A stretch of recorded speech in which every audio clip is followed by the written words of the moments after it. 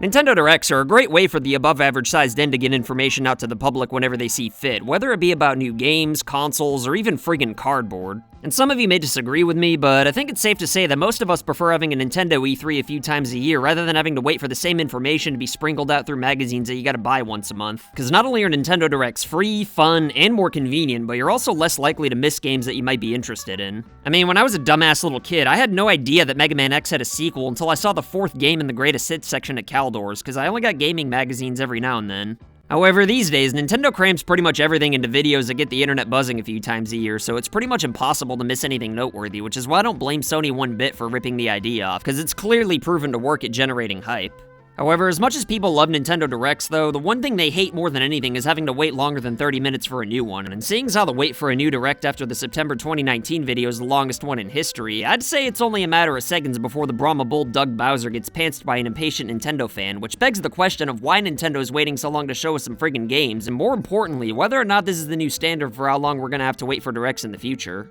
So sit your dupa back in your YouTube viewing chair, don't forget to pour your unfinished cereal broth back into the milk can. When you're done with it, press the subscribe button if you haven't already, and allow me, the world's largest love machine camera in all one word, to tell you why Nintendo's making fewer Directs than ever, and why I think this is gonna be the new standard going forward. Alright, so I know the most obvious reason why Nintendo's been hogging all the goodies lately is probably because of that dang PBR virus, since I'm sure more employees are working from home, which probably makes things a little more difficult. But while I'm sure that's definitely slowing things down an ass hair, I still don't think it's the main reason for the longest Direct drought ever. And yeah, I know we've had Directs and presentations for Pokemon, Smash, and Animal Crossing, but you know what kind of Directs I'm talking about, so don't even think about getting cheeky with me in the comments, you dingus. And even if we get a Direct right after I put this video out, the main thing I want to talk about isn't why this one Direct in particular is taking so long, but more so why I think we're gonna have to wait longer for Directs from now on more often than not.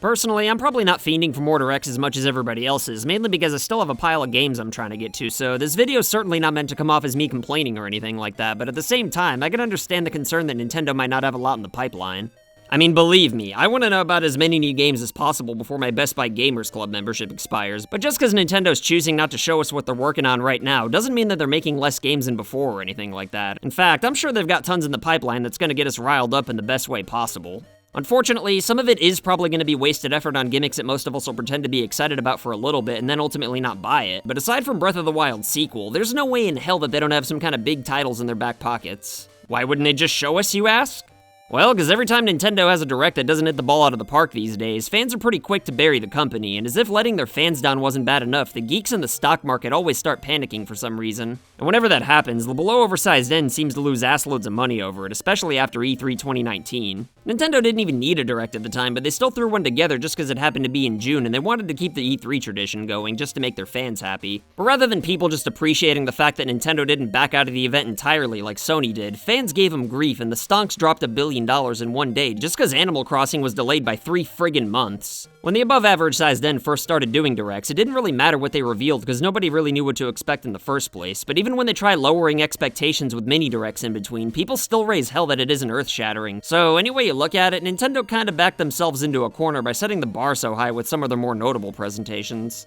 So rather than N-Dog keeping us in the loop little by little every 3 months or so, I think they're just trying to keep a lid on things until they're more confident that they can create some real buzz with what they're ready to show off. And if I'm being honest, I can't say that I blame them, because stocks dropping by $1 billion in one day is no joke, even if it did correct itself. Plus, spacing Directs out gives them a little bit of wiggle room for experimental games, rather than leading a presentation with something that's not everyone's cup of tea like Ring Fit and having fans duke all over it just because it's not a new Paper Mario or Pikmin game. Although, while we're on the topic of those games, Nintendo better make those a reality sooner or later if they don't want me ding-dong ditching their candy asses.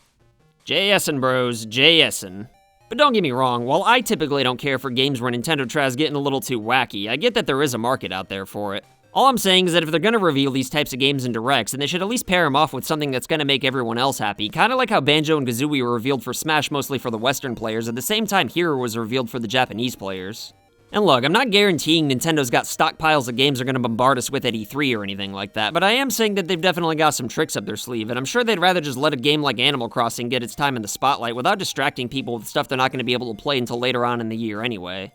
I mean, finding out about a brand new Mario game 4 or 5 months before its release isn't going to result in one less copy being sold than if Nintendo showed it off 6 or 7 months ahead of time, so honestly, what's the rush here? I mean, Nintendo semi-recently said that they're trying to focus on games that are coming out within the next 6 months in their directs, and after rushing the Metroid Prime 4 announcement out of paranoia that the Switch was going to flop like the Wii U did, I don't think it's a bad idea to hold a little bit back when it comes to the distant future so they don't risk disappointing fans. Besides, if there was ever a time to start holding back on directs anyway, then I'd say the beginning of the year is probably the best time to do it, especially with a heavy hitter like Animal Crossing coming out in March. I mean, we just had like 800 games come out last fall, and I honestly don't see how anyone could even find the time to have played all the best stuff while balancing school, work, and paying child support. And seeing as how Animal Crossing games can literally last forever, I think that and Tokyo Mirage Sessions are just fine for the first 2 months of the year. Sure, Tokyo Mirage Sessions may be another Wii U port, but seeing as how the original only sold 300,000 copies, I think it's safe to say that there's about 50 million Switch owners who never got around to playing it. So if you skipped the Switch version without playing the original, then that's on you if you're gonna pretend like the Switch doesn't have any games in 2020.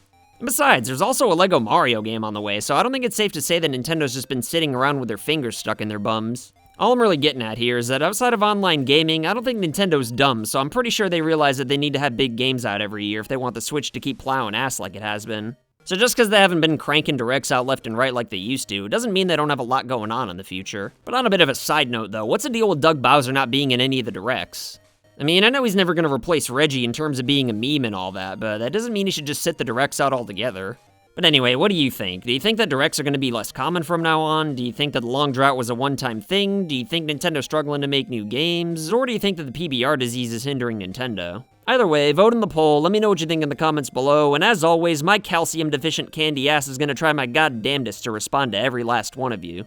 Well, I mean, eventually anyway, you just gotta bear with me. But let me tell you, if there's two people who could easily beat the Hamburglar in a real-life fight, then it would definitely be today's patrons of the day, Vumpy Vumplord and Keith McClure. If you want to be badasses like these two, then consider supporting FU Game Crew on Patreon for loot boxes in the mail and other wacky rewards. And if you want to make a cameo, then send pictures or videos of you rocking any FU Game Crew merch like these legendary human beings you see before you. As always, like and share this video anywhere on the internet to help this channel grow. And if you want to prove that you're not down with registered sex offenders, then go ahead and press the subscribe button if you haven't already. My name's Cameron, all one word, and I'll be back with more videos soon.